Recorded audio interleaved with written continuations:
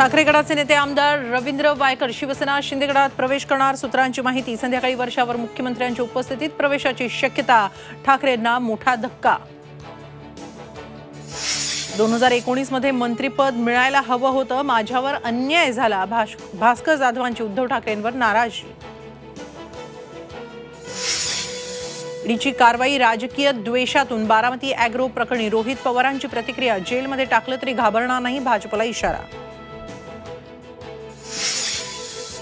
महानगरपालिका निवडणुका लवकरात लवकर घ्या, सुप्रिया सुळेंची फडणवीस आणि अजित पवारांकडे मागणी। तर निवडणुका सुप्रीम कोर्टामुळे रखडल्या, अजित पवारांचं उत्तर।